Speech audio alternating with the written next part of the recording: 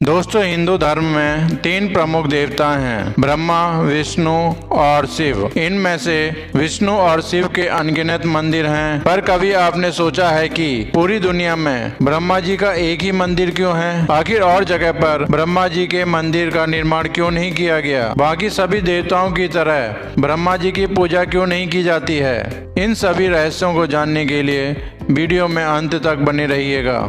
हिंदू धर्म में तीनों देवताओं को प्रमुख स्थान दिया गया है, जो हैं ब्रह्मा, विष्णु और शिव।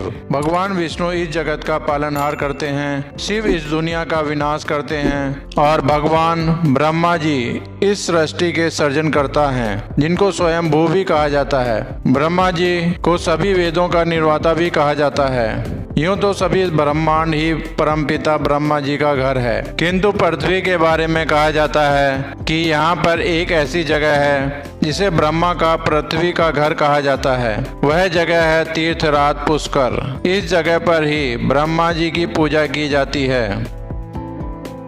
मध्य पुराण के अनुसार एक बार ब्रजनाभ नामक राक्षस ने उत्पात मचा रखा था। तब ब्रह्मा जी ने अपने अस्त्र कमल पुष्प से उस राक्षस को मार दिया। इस कारण कमल पुष्प की 3 पंखुड़ियां टूटकर 3 स्थानों पर गिर गई। जहां ये पंखुड़ियां गिरी, उन स्थानों में 3 झीलें बन गई। इस घटना के बाद इस स्थान का नाम पुष्कर पड़ गया। पुष्कर का मतलब होता है पुष्प। इस घटना के बाद ब्रह्मा जी ने यज्ञ करने का फैसला किया। इस यज्ञ में उनकी पत्नी सावित्री का होना अति आवश्यक था। देवी सावित्री के समय पर न आने की वजह से मुहूर्त बीता जा रहा था, इसलिए ब्रह्मा जी को गायत्री नामक कन्या से विवाह करना पड़ा और तब जाकर यह यज्ञ पूरा किया गया। उसी दौरान देवी सावित्री वहां पहुंच गई। जब उन्होंने ब्रह्मा जी के बगल में दूसरी कन्या को देखा तो वह क्रोध में आ गई। क्रोध में आकर ब्रह्मा जी को श्राप दे दिया कि देवता होने के बावजूद भी कोई तुम्हारी पूजा नहीं करेगा। बाद में देवताओं के समझाने पर जब उनका गुस्सा शांत हुआ, तब उन्हें अपने श्राप पर पछतावा हुआ। इस श्राप के असर को कम करने के लिए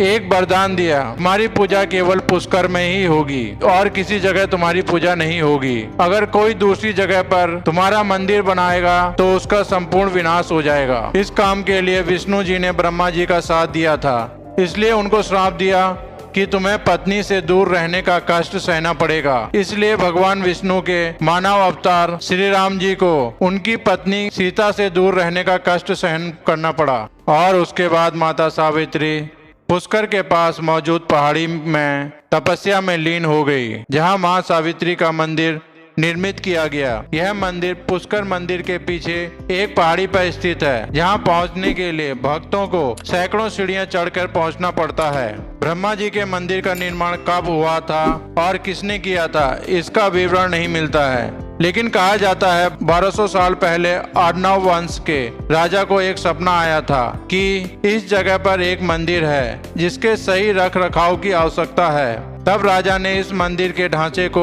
पुनः जीवित किया और इसका सही से रख रखाव किया।